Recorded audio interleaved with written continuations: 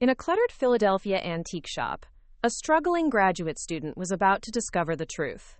What started as a simple ring repair took a shocking turn when they came face to face with international art thieves. Emma Johnson wasn't your typical academic. For 3 years, she had spent her life fighting for respect in elite circles, known for her brilliant research and fierce determination. When she encountered the Appraiser's startling revelation, she had no idea she was walking into danger. Emma chose integrity over wealth that would lead to deadly consequences. What began as embarrassment would become courage. The art world would never be the same after her choice.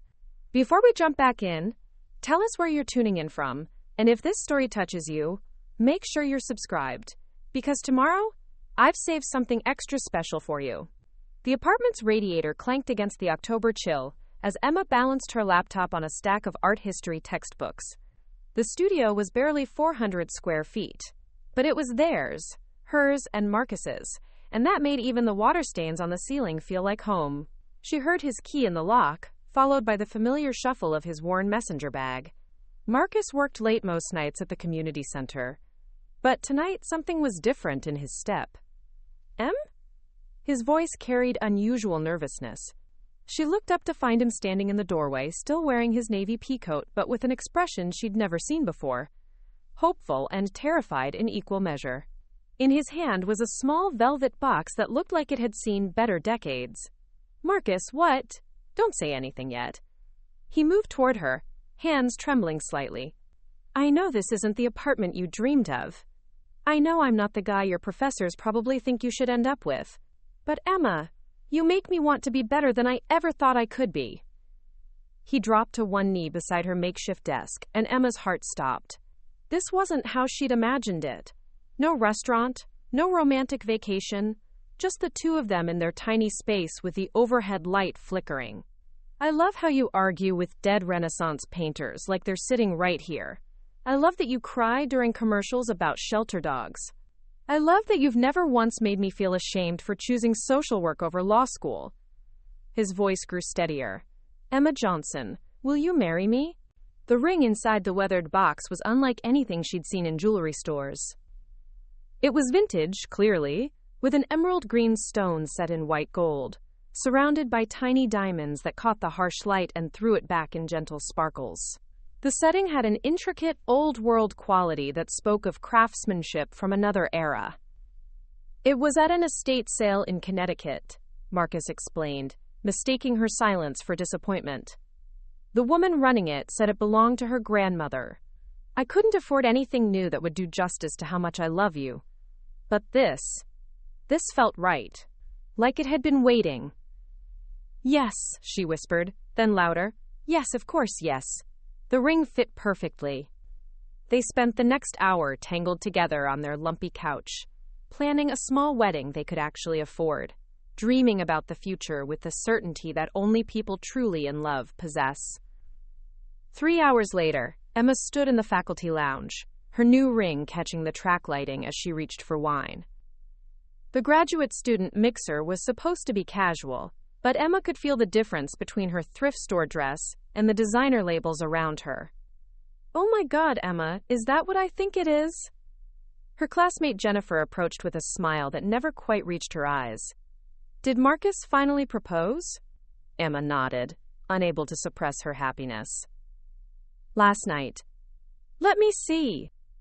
Jennifer grabbed Emma's hand, and suddenly Emma was surrounded by female classmates, all examining the ring with expressions ranging from polite interest to barely concealed pity.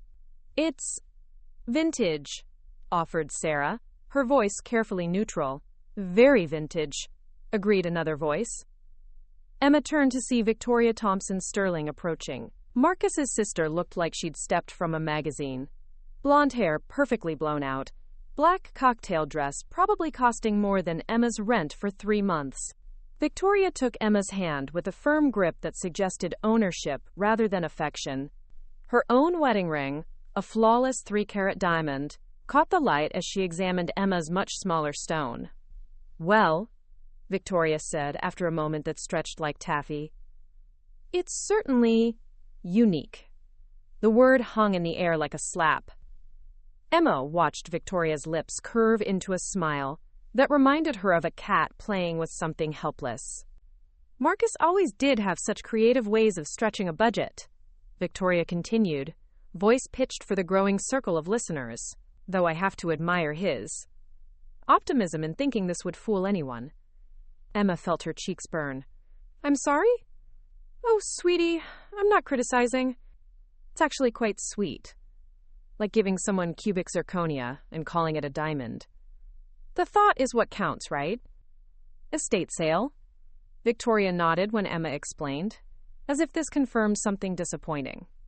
You can find all sorts of interesting costume jewelry at those things. Very convincing craftsmanship for a reproduction. The circle had grown larger. Everyone was listening now, watching Victoria dismantle her happiness with surgical precision. Marcus. His voice cut through the circle like a blade. Emma turned to see him approaching, face tight with rare anger. That's enough. I was just admiring Emma's ring, Victoria said with innocent surprise. It's quite lovely for what it is. As they left, Emma caught fragments of conversation. Sweet, really, but completely impractical. She could do so much better. Outside, Emma finally found her voice. Is it fake, Marcus? Marcus stopped, expression stricken. Emma, I don't know. The woman seemed to think it was real, but... The doubt that Victoria had planted was already taking root, growing in the fertile ground of Emma's insecurities. The ring that had felt like destiny now felt like a question mark. Marcus's hand tightened around his coffee mug as Emma stared out their apartment window the next morning. The silence between them felt different now.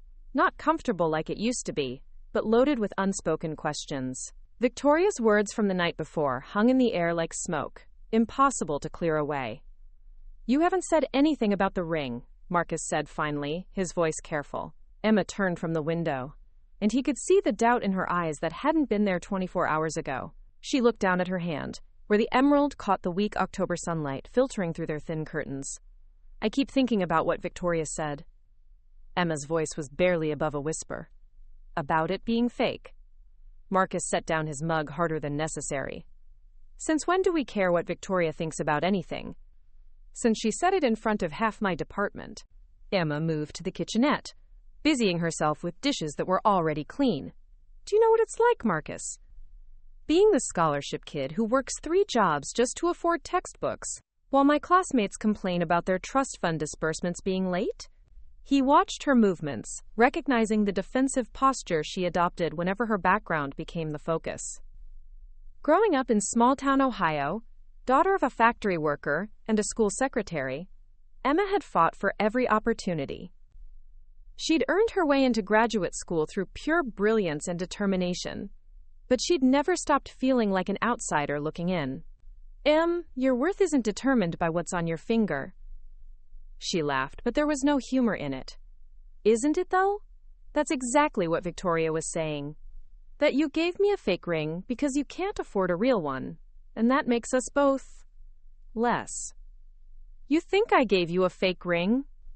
The question came out sharper than he'd intended. Emma turned to face him, her eyes bright with unshed tears. I don't know what to think anymore. You bought it at an estate sale from some random woman. You didn't have it appraised. You just hoped.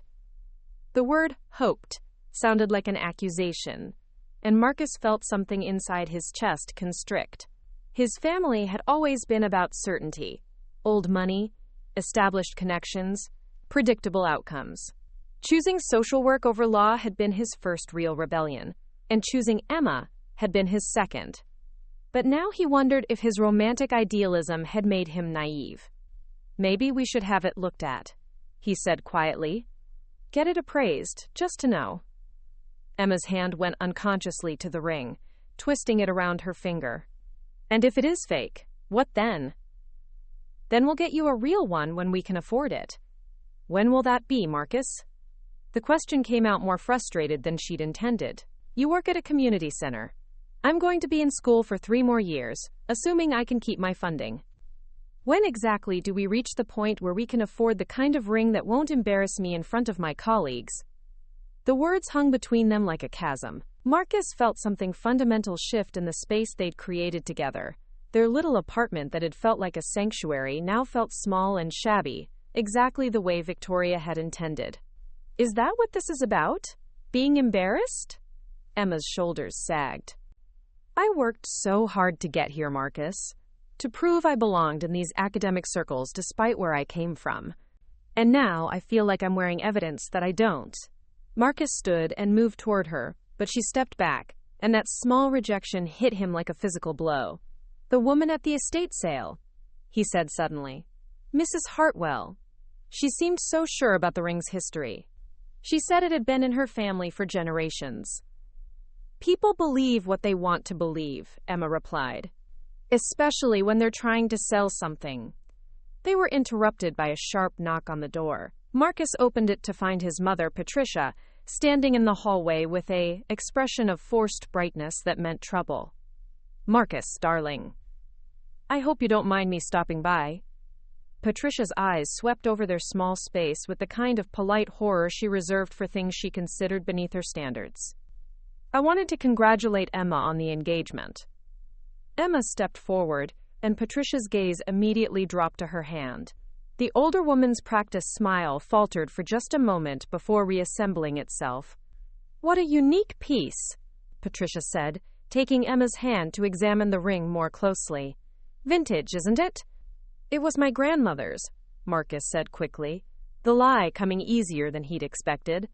Patricia's eyebrows rose slightly. Your grandmother's? I don't recall your father's mother owning anything quite like this. The silence stretched uncomfortably, until Emma pulled her hand back. We were just discussing having it appraised, actually. Oh? Patricia's interest sharpened. That's very wise. One never knows with inherited pieces. So much family jewelry turns out to be, well, not quite what one expects. As if summoned by the tension, Emma's phone buzzed with a text from Jennifer. Coffee later? Want to hear all the details about last night. Emma stared at the message, knowing it was really an invitation to dissect her humiliation in detail. Her classmates would want to know if she'd discovered the ring was fake yet, if Marcus had admitted to his deception, if she was planning to stay with someone who couldn't provide properly for her. When she looked up, both Marcus and Patricia were watching her, waiting for some kind of response that would set the trajectory for everything that came next. I think, Emma said slowly, we should definitely get it appraised. Marcus nodded, but she could see the hurt in his eyes. They were no longer protecting their happiness from outside judgment. They were actively seeking validation for it, which meant it was already lost. Patricia smiled with satisfaction. I know an excellent appraiser in Philadelphia, very discreet. Very thorough. As Emma twisted the ring on her finger, she felt the setting shift slightly, and her heart stopped. The band moved more than it should have, and when she looked down, she could see a tiny chip in the stone that definitely hadn't been there before. Marcus, she whispered, holding up her hand. He saw it immediately, the loose setting, the damaged stone. Their symbol of love, already broken under the pressure of other people's expectations. Neither of them spoke, as the full metaphor settled between them like a prophecy. Marcus's hand tightened around his coffee mug as Emma stared out their apartment window the next morning. The silence between them felt different now, not comfortable like it used to be, but loaded with unspoken questions. Victoria's words from the night before hung in the air like smoke, impossible to clear away. You haven't said anything about the ring, Marcus said finally, his voice careful. Emma turned from the window, and he could see the doubt in her eyes that hadn't been there 24 hours ago.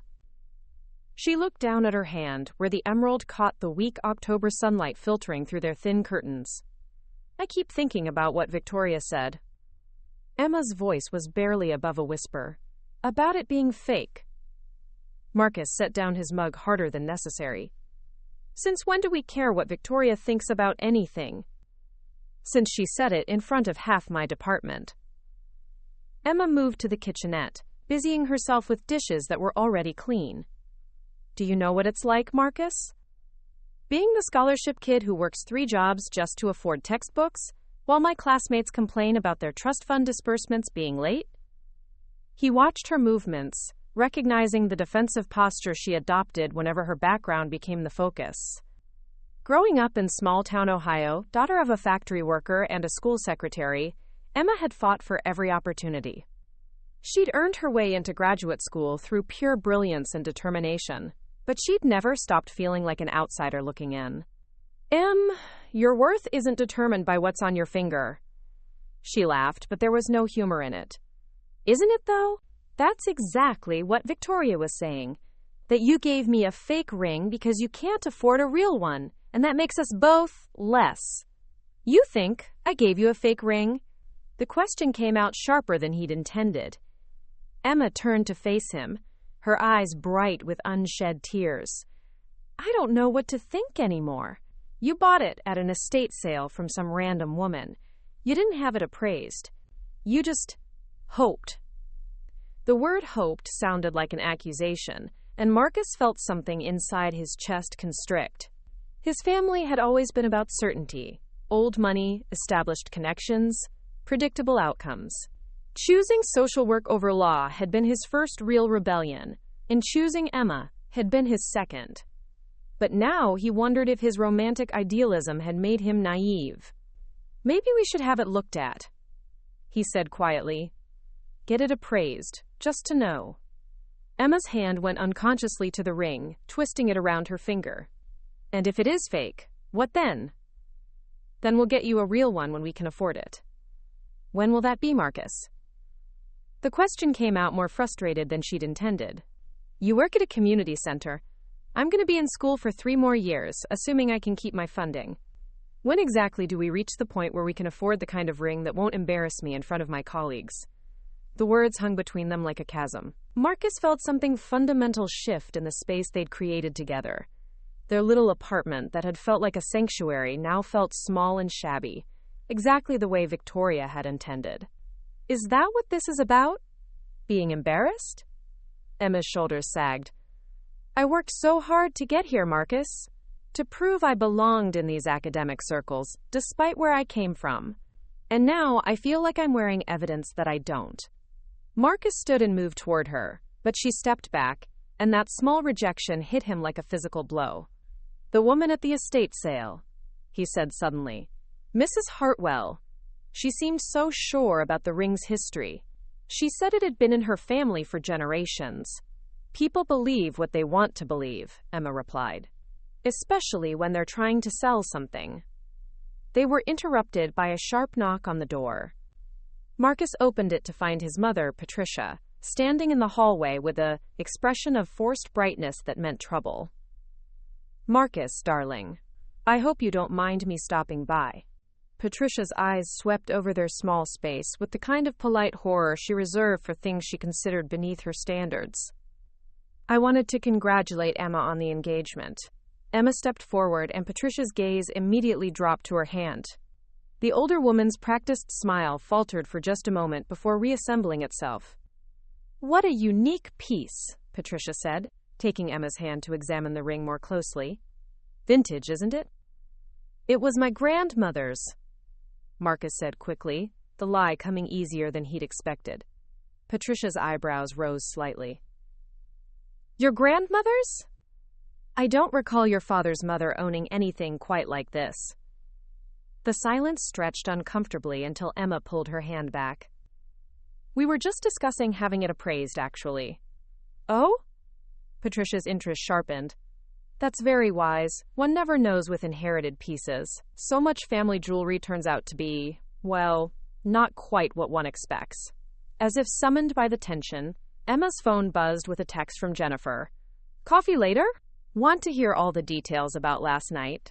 Preparing and narrating this story took us a lot of time, so if you are enjoying it, subscribe to our channel. It means a lot to us. Now, back to the story. Emma stared at the message, knowing it was really an invitation to dissect her humiliation in detail. Her classmates would want to know if she'd discovered the ring was fake yet, if Marcus had admitted to his deception, if she was planning to stay with someone who couldn't provide properly for her. When she looked up, both Marcus and Patricia were watching her, waiting for some kind of response that would set the trajectory for everything that came next. I think, Emma said slowly, we should definitely get it appraised.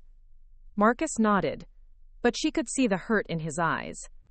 They were no longer protecting their happiness from outside judgment.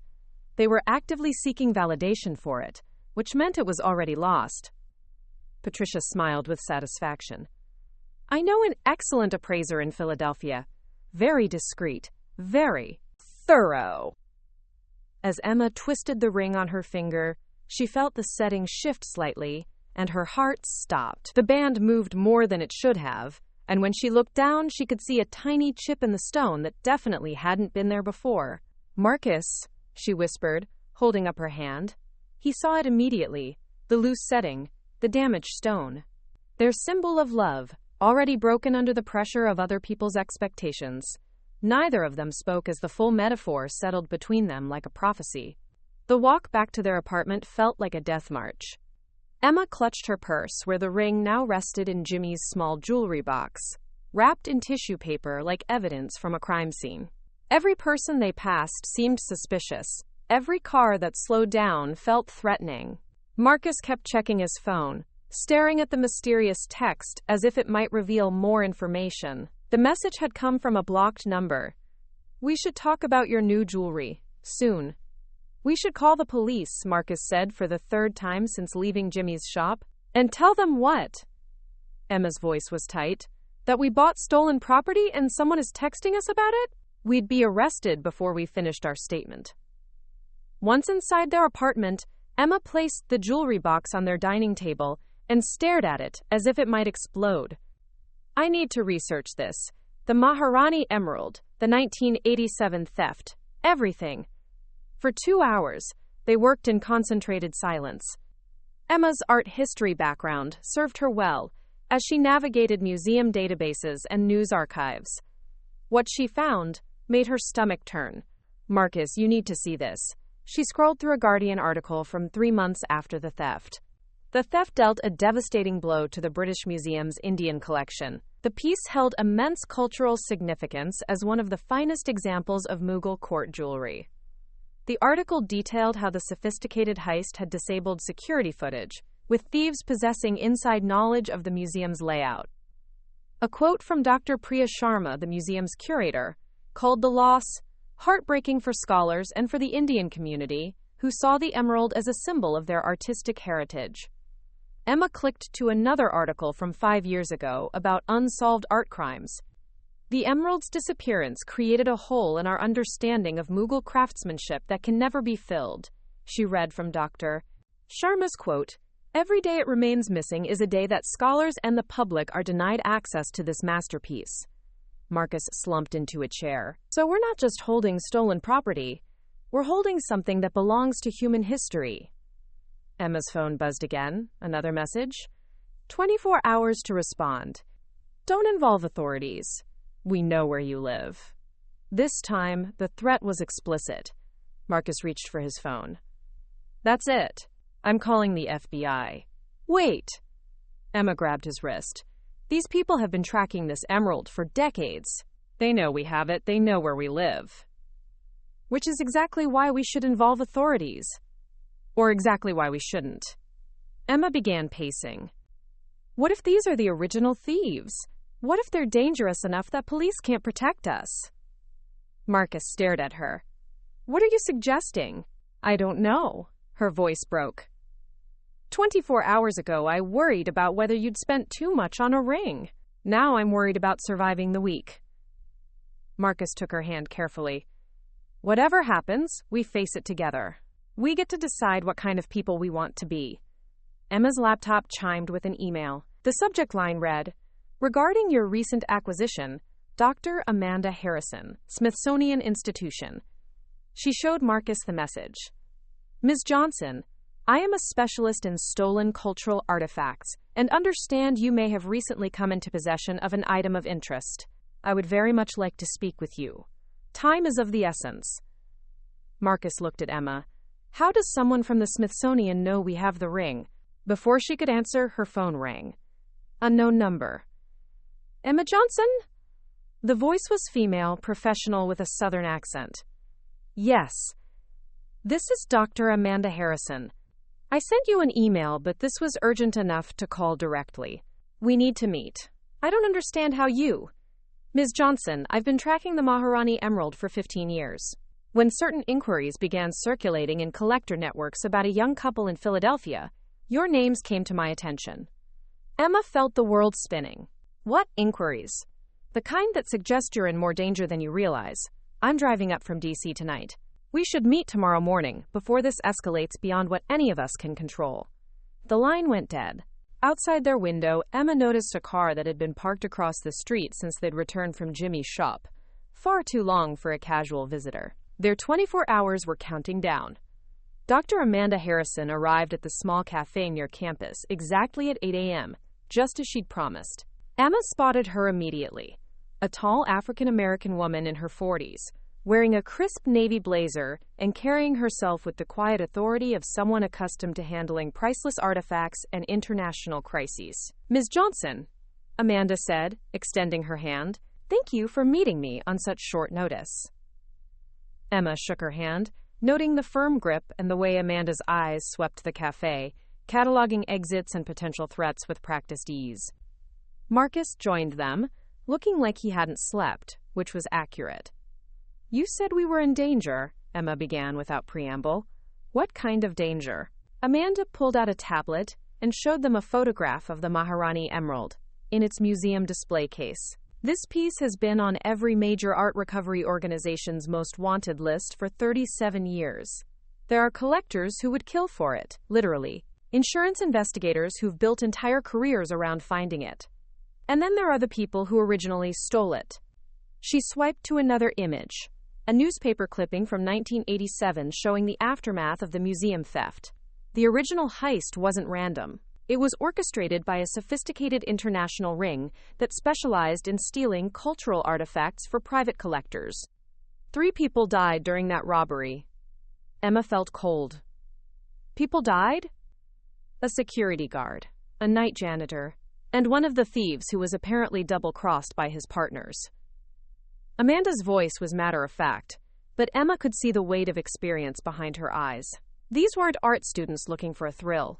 They were professionals who understood that some objects are worth killing for. Marcus leaned forward. You think they're still active? I know they are. Amanda showed them a series of headlines spanning decades.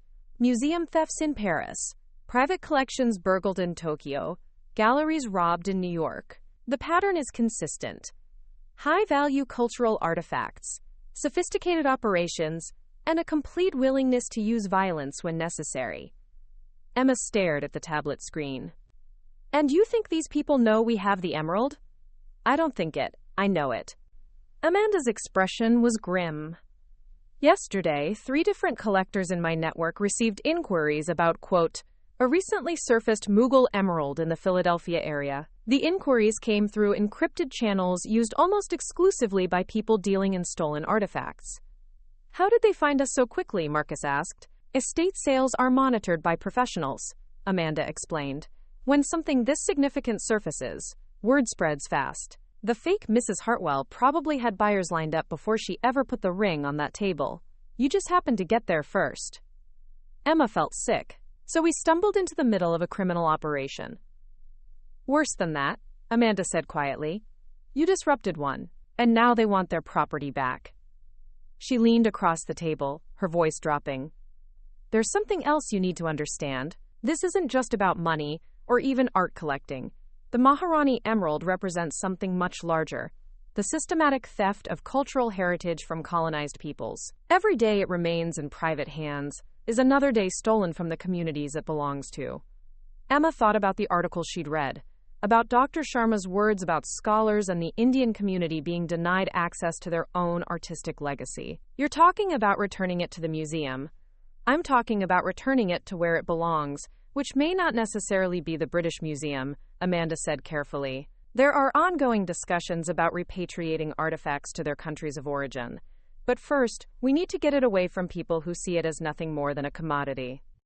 Marcus shifted uncomfortably. What exactly are you asking us to do? I'm asking you to trust me, Amanda replied. I've spent my career returning stolen cultural treasures to their rightful homes. I have connections with law enforcement, with museums, with international recovery organizations. I can help you navigate this safely. Emma's phone buzzed. Another message from the blocked number. Time's running out. Meet tonight at Rittenhouse Square, northwest corner. Come alone. Amanda read the message over Emma's shoulder and swore softly. They're accelerating the timeline. What does that mean?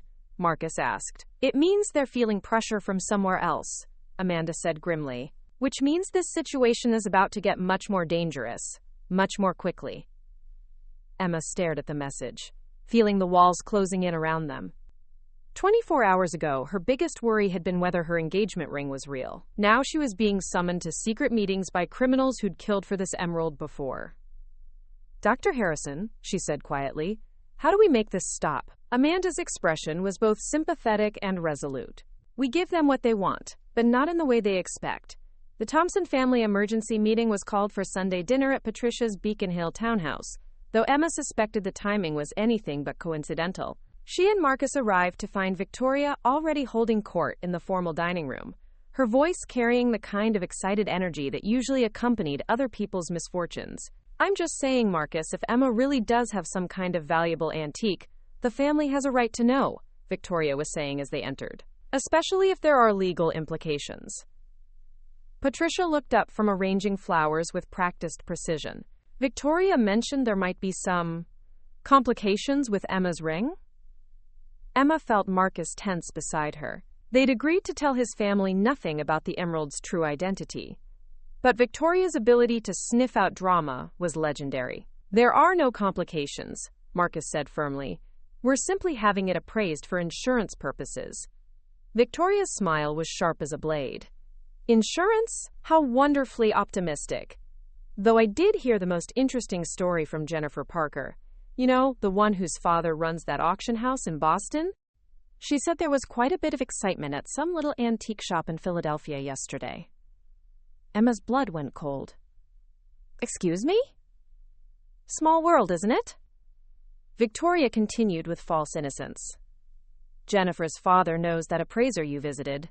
Jimmy something? Apparently, he called around to several colleagues yesterday asking very specific questions about Mughal jewelry and museum theft records. The silence in the dining room was deafening. Patricia's hand stilled on the flower arrangement, and Emma could feel the weight of everyone's attention settling on her like a physical presence.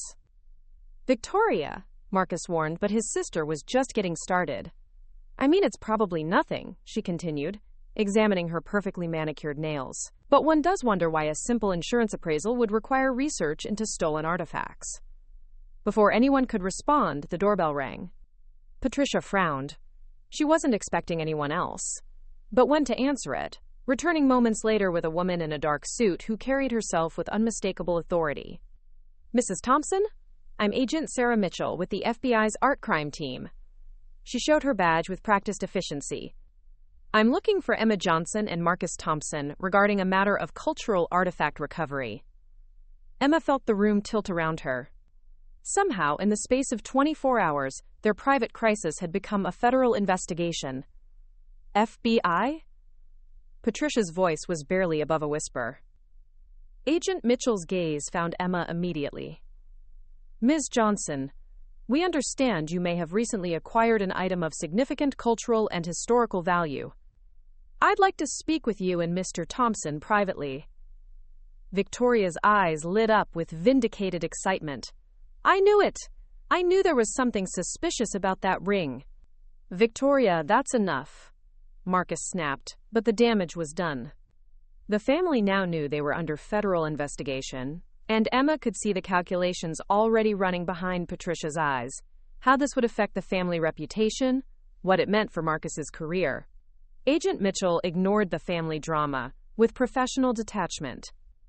Mr. Thompson, Ms. Johnson, this is a voluntary interview at this stage, but I strongly recommend you cooperate. We have reason to believe you may be in possession of stolen property, specifically an item taken from the British Museum in 1987. The British Museum? Patricia's voice cracked. Marcus, what have you done? He hasn't done anything, Emma said, finding her voice. We bought a ring at an estate sale. We had no idea about its history. Agent Mitchell nodded. That's exactly what we need to discuss. Dr. Amanda Harrison from the Smithsonian contacted our office this morning. She's working with us on this recovery. Emma felt a flash of betrayal. Amanda had seemed trustworthy, sympathetic even. But she'd called the FBI without warning them. Are we under arrest? Marcus asked. Not at this time, Agent Mitchell replied. But you should understand that possession of stolen cultural artifacts is a federal crime, regardless of intent. We're hoping to resolve this cooperatively. Victoria could barely contain her glee. A federal crime! Marcus, do you understand what this means for the family? It means you need to shut up, Marcus said with more venom than Emma had ever heard from him. Patricia stepped forward, her social training finally overriding her shock. Agent Mitchell, I'm sure there's been some misunderstanding. My son would never knowingly... Mrs. Thompson, I understand this is difficult. Agent Mitchell interrupted gently. But your son and his fiancée are in possession of one of the most significant stolen artifacts in recent history. This isn't going away quietly. Emma's phone buzzed again. The blocked number. FBI involvement changes nothing. Tonight. Come alone. Agent Mitchell noticed Emma checking her phone. Miss Johnson, have you been contacted by anyone else regarding this ring? Emma hesitated, looking at Marcus. The text messages, the threats, the mysterious people tracking them, it all felt too dangerous to keep secret from law enforcement. But it also felt too dangerous to reveal, with Victoria sitting right there, practically vibrating with excitement at the family scandal unfolding before her. We've received some communications, Emma said carefully. Agent Mitchell's expression sharpened. What kind of communications? Before Emma could answer, Victoria stood up abruptly. Well, this has been absolutely fascinating, but I think I should call Charles. He'll want to know about the family's involvement in federal crimes. Victoria, sit down, Patricia commanded with more authority than Emma had ever heard from her. But Victoria was already moving toward the door. I'll just make a quick call to my husband. I'm sure he'll have excellent advice about protecting family assets during criminal investigations. She was gone before anyone could stop her, leaving Emma with the sinking realization that whatever privacy they'd had left was about to disappear entirely. Victoria would have this story spread through Boston's social circles within the hour. Agent Mitchell watched Victoria leave with professional interest. Family dynamics aside, Ms. Johnson, I need you to understand that you're now part of an active federal investigation. Any communications you've received about this ring could be evidence of ongoing criminal activity. Emma looked at Marcus, seeing her own fear reflected in his eyes. They were no longer just in possession of stolen property. They were caught between federal investigators and dangerous criminals, with Marcus's own family threatening to make everything public. The ring that had started as a symbol of their love had become the center of a storm that threatened to destroy everything they'd built together.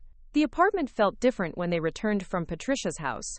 Smaller, more vulnerable, like a stage set waiting for the wrong kind of performance. Emma triple-checked the locks while Marcus closed all the blinds, both of them moving with the paranoid precision of people who'd watched too many crime thrillers and now found themselves living in one. We should pack, Marcus said, pulling a duffel bag from their closet. Agent Mitchell said they could provide protection, but not until tomorrow morning. Emma nodded, though the idea of leaving felt surreal. This was their home, their life, their carefully constructed sanctuary of normalcy.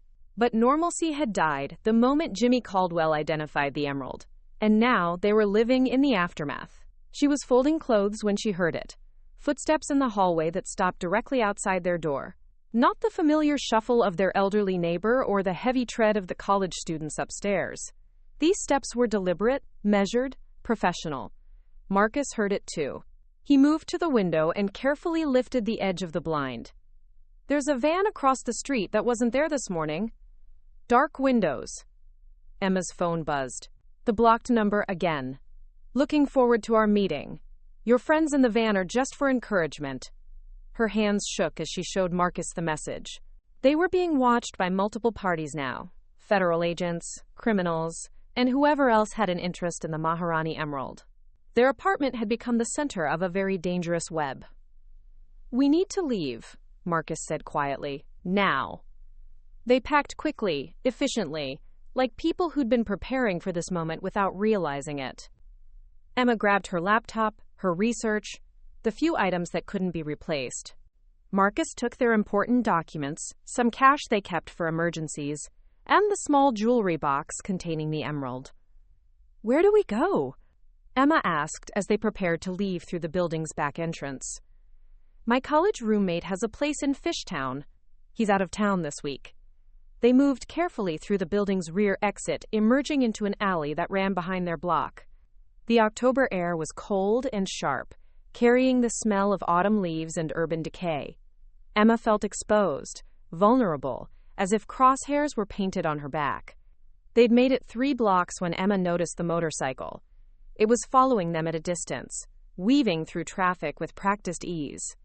When they turned, it turned. When they stopped at a crosswalk, it pulled over and waited. "Marcus," she whispered, nodding toward the bike. He saw it immediately. "Coffee shop. Right there. Public place." They ducked into a crowded Starbucks, finding a table with a clear view of the street.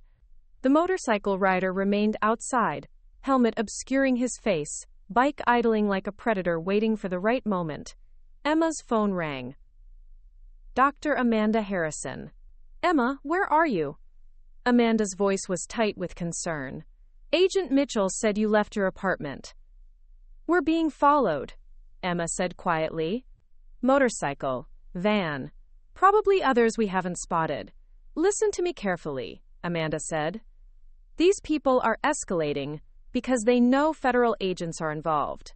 They're trying to recover the emerald before law enforcement can secure it." "What do they want from us?" "They want you to make the trade they were planning from the beginning. You give them the emerald, they disappear, and you're left to deal with the FBI investigation alone." Emma watched the motorcycle rider through the window. Even with the helmet, there was something menacing about his stillness, his patience. "And if we don't? Then they'll take it anyway, and you become loose ends that need to be tied up." The words hit Emma like ice water. These weren't just criminals. They were people who'd killed before, and would kill again if necessary. Marcus leaned closer to hear the conversation. "Dr. Harrison, what do you suggest we do?" "Agent Mitchell is mobilizing a protection detail, but it'll take an hour to get to you. You need to stay in public spaces until then." Through the window, Emma saw the motorcycle rider reach into his jacket. For a terrifying moment, she thought he was drawing a weapon. Instead, he pulled out a phone. Emma's phone buzzed immediately. A new message. "Coffee shop on Market Street. We see you. Walk out now, head toward Rittenhouse Square. Come alone or your boyfriend gets hurt." Her blood turned to ice. These people weren't just watching. They were close enough to see exactly where she was sitting. "They're here," she told Amanda. "They want me to go with them now." "Do not leave that coffee shop," Amanda said firmly. "Stay exactly where you are." But even as she said it, Emma saw movement through the window. The motorcycle rider was talking to someone, a woman in a dark coat who'd appeared from nowhere and was now walking directly toward the coffee shop entrance. "Marcus," Emma whispered, "we need to go. Now." They stood up just as the woman entered the shop, her eyes scanning the crowd until they locked onto Emma's. She was older, maybe 50, with graying hair and the kind of face that could disappear in any crowd. But her eyes were cold, professional, and completely focused. The woman smiled and began walking toward their table. Marcus grabbed Emma's hand and pulled her toward the back of the shop, pushing through the crowd of customers toward the rear exit. Behind them, Emma heard the woman's voice, calm and authoritative. "Excuse me, we just need to speak with you for a moment." They burst through the back exit into another alley, Marcus already pulling out his phone to call 911. But before he could dial, a second motorcycle roared into the alley from the opposite end, blocking their escape route. Emma felt the walls closing in. They were trapped between professional criminals who'd been planning this operation for decades, federal agents who saw them as evidence in a case, and a family that was more concerned with scandal than safety. The emerald in Marcus's pocket felt like it weighed 1,000 pounds. In trying to give Emma something beautiful, he'd given her something that might cost them both their lives. The motorcycle engine revved once, a sound like a threat made audible. The rider was waiting for them to make a choice, cooperation or consequences. Emma realized that all their options had narrowed to a single, terrifying point. They could run, they could fight, or they could surrender. But they couldn't hide anymore. The hunt for the Maharani Emerald had found them, and there was nowhere left to go. The motorcycle engine's growl filled the alley like a mechanical heartbeat, counting down the seconds Emma and Marcus had left to make an impossible choice. The rider at the far end had removed his helmet, revealing a weathered face with eyes that had seen too much violence. Behind them, Emma could hear the coffee shop's back door opening. The woman in the dark coat following their trail. "Give me the ring," the man called out, his voice carrying the kind of calm authority that came from years of getting what he wanted through force. "This doesn't have to get complicated."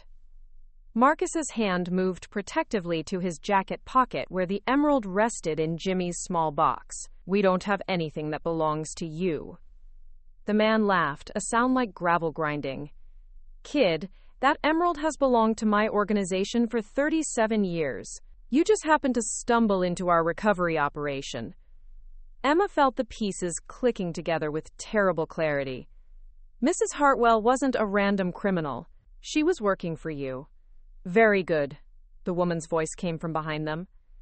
Emma turned to see her standing in the doorway, no longer bothering with pretense. "Helen was placing the emerald exactly where we needed it, in the hands of someone naive enough to get it appraised, which would bring it back into circulation." "You used us," Marcus said, understanding flooding his voice. "We used the situation," the woman corrected. "Young couple, modest means, completely legitimate purchase. Perfect cover for reintroducing a stolen artifact to the market."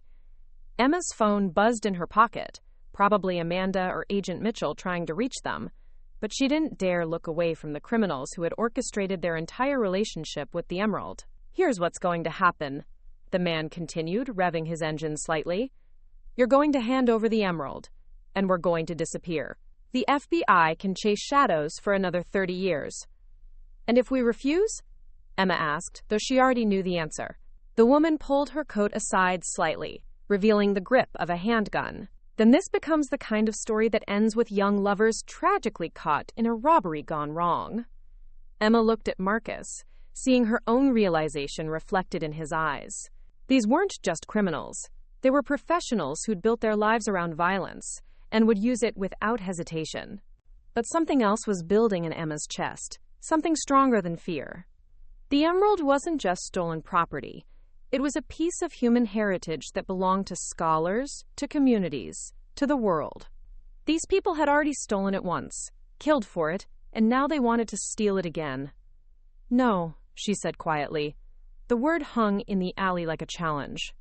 The man's expression shifted from confidence to surprise, to something dangerous. "I'm sorry, I said no." Emma's voice grew stronger. This emerald was stolen from people who had the right to study it, to see it, to connect with their own cultural heritage. You've kept it hidden for 37 years, and we're not going to help you hide it for 37 more. Marcus stared at her, then slowly nodded. "She's right."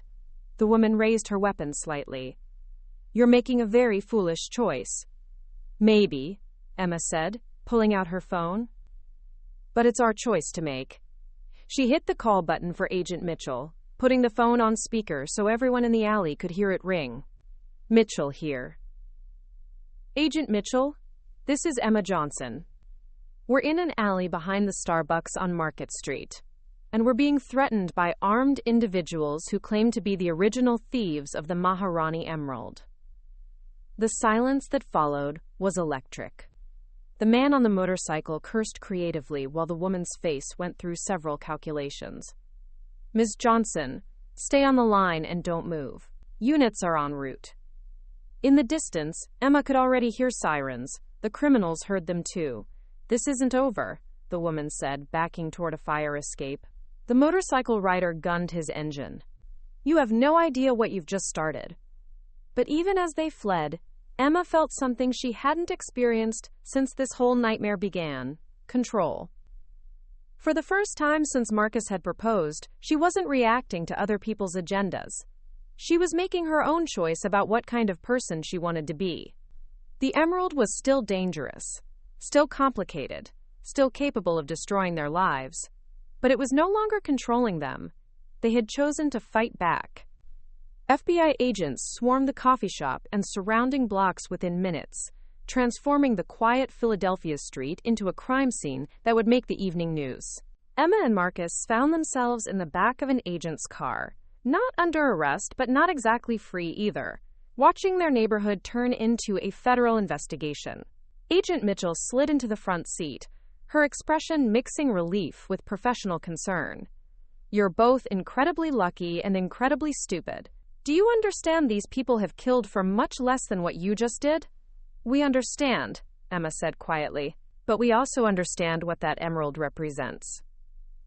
Before Agent Mitchell could respond, her radio crackled. "Agent Mitchell, we need you at the Appraiser's shop. Jimmy Caldwell wants to make a statement." 20 minutes later, they were back in Jimmy's cluttered shop, but everything felt different now. Jimmy sat behind his workbench, looking older than his years, his hands shaking slightly as he poured coffee none of them would drink. "I should have told you everything yesterday," Jimmy began, his voice heavy with decades of guilt. "But I hoped, maybe this time it could be different." Agent Mitchell activated a small recording device. "Mr. Caldwell, you're not under arrest, but anything you say can be used in our investigation." Jimmy nodded. "I know. I've been waiting 37 years to say this." He pulled out a folder thick with newspaper clippings, photographs, and handwritten notes. "I wasn't just a curator at the Smithsonian. I was part of the team that authenticated the Maharani Emerald when it first arrived from the British Museum for a special exhibition in 1987. Emma felt something cold settle in her stomach. "You were there when it was stolen?" "I was more than there," Jimmy said, his voice breaking slightly. "I provided the inside information that made the theft possible." The silence in the shop was absolute. Marcus leaned forward. "You were part of the heist?" "Not intentionally. Not at first." Jimmy's hands moved restlessly among his papers. "I was young, arrogant, drowning in student debt from my graduate work. A woman approached me, beautiful, sophisticated, claiming to be writing an academic paper about museum security protocols." "The same woman from the alley?" Agent Mitchell asked. "Older now, but yes, Diana Chen. That's the only name I ever knew her by, though I'm sure it's fake." Jimmy pulled out a photograph from 1987, the same woman, 30 years younger, standing next to a museum display. She asked innocent questions at first. Which pieces were most valuable? What the security systems were like? When guards changed shifts? Emma stared at the photograph. "You gave her access to the museum?" "I gave her information," Jimmy corrected miserably. "I thought I was helping a fellow scholar. By the time I realized what was happening, it was too late." The theft occurred 2 weeks after our last conversation. Agent Mitchell was taking notes rapidly. "What happened after the theft?" "I was investigated, of course. My conversations with Diana were discovered, and I was dismissed from the Smithsonian in disgrace. No charges were filed. There wasn't enough evidence to prove criminal intent, but my career was over." Jimmy stood and moved to a file cabinet, pulling out a thick manila envelope. "I've spent the last 37 years tracking every lead, every rumor, every whisper about the Emerald's location. I've compiled everything I could find about Diana's organization, their methods, their other thefts." He handed the envelope to Agent Mitchell. "When Marcus brought that ring to me yesterday, I knew immediately what it was. And I knew Diana's people would come for it." Emma felt pieces clicking together. "That's why you called your colleagues. You were trying to get word out that it had been found." "I was trying to force their hand," Jimmy admitted. "I thought if enough people knew, if there was enough attention, Diana wouldn't risk exposure to recover it." "Instead, you escalated their timeline," Agent Mitchell said grimly. Marcus looked at Jimmy with something between anger and pity. "So we were bait." "You were an opportunity," Jimmy corrected. The first real chance in decades to right a wrong I helped create. Agent Mitchell's phone rang. She answered quickly, her expression growing more serious with each word. I understand. We'll be right there. She hung up and looked at them gravely. Patricia Thompson is at our field office. She says she has information about the emerald that changes everything. Emma's heart sank. What kind of information? She claims her late husband's family has connections to the original theft, and she wants to make a deal. The revelation hit like a physical blow. Marcus's own family had been connected to this conspiracy from the beginning, which meant everything about their relationship, their engagement, their discovery of the emerald, might have been orchestrated by forces they'd never even suspected. Jimmy looked at Marcus with something approaching sympathy. Son, there's something else you need to know. The estate sale, where you bought the ring? The Hartwell property? I did some research after you left yesterday. He pulled out another photograph. A deed of sale from 1988. That property was purchased 1 year after the theft by a shell company with connections to Diana's organization. They've been using it as a staging ground for decades. Emma stared at the document, understanding flooding through her like ice water. You mean Marcus didn't just stumble onto the ring, he was led to it? I mean, Jimmy said quietly, your entire relationship might have been under surveillance from the moment Diana's people identified Marcus as a potential asset. The shop fell silent as the full scope of the conspiracy became clear. They hadn't just bought a stolen ring. They'd been manipulated into a decades-long criminal operation that had used them, their love, and even Marcus's own family as pawns in a game they'd never known they were playing. The emerald sat on Jimmy's workbench. Beautiful and terrible. The center of a web of deception that had shaped their lives in ways they were only beginning to understand.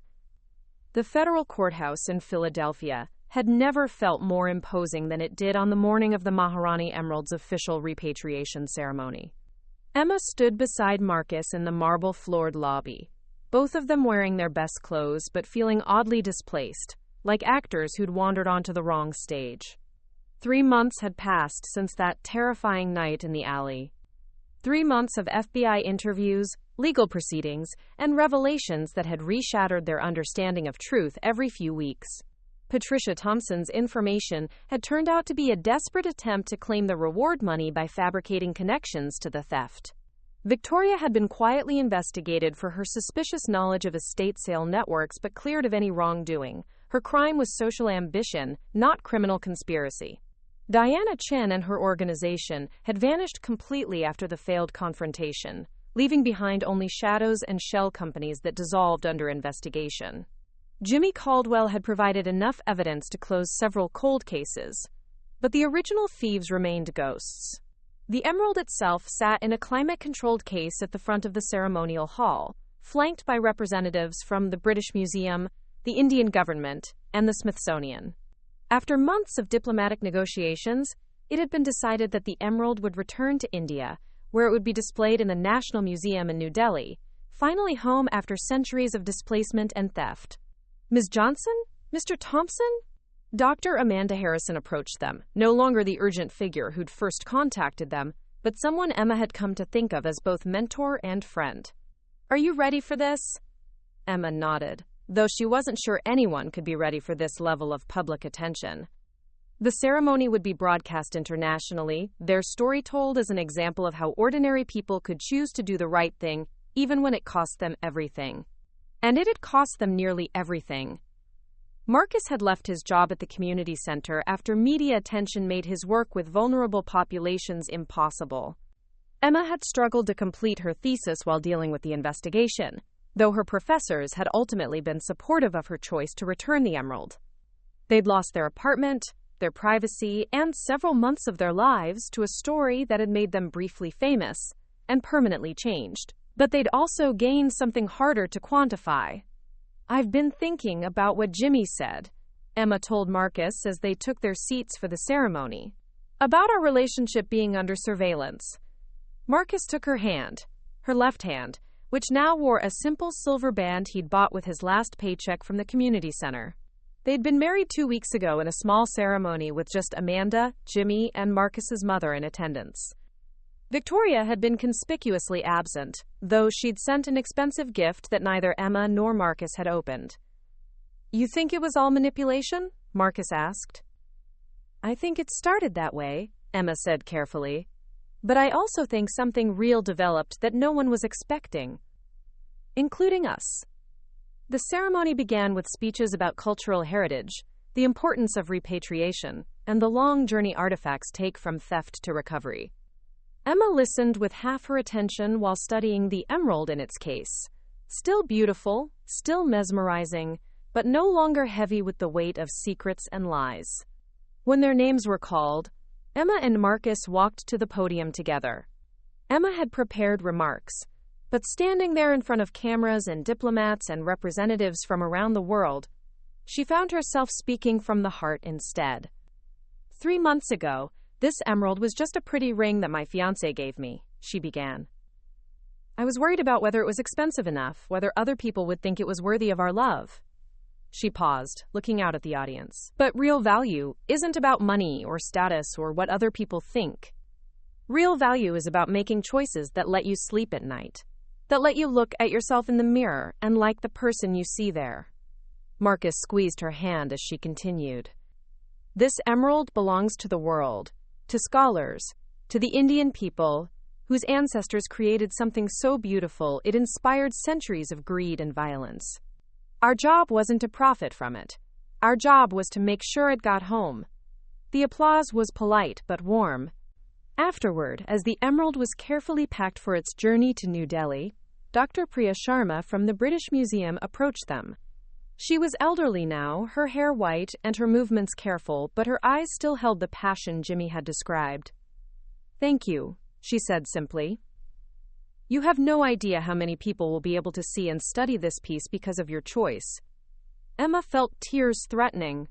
"We just did what felt right." "That's rarer than you might think," Dr. Sharma replied. "Most people, when faced with $2 million in their hands, find ways to rationalize keeping it." As they left the courthouse, Emma and Marcus walked hand in hand through Philadelphia streets that had become familiar during their months of legal proceedings. They had no jobs, limited savings, and an uncertain future. But they also had each other, tested by pressures that would have destroyed weaker relationships. "Any regrets?"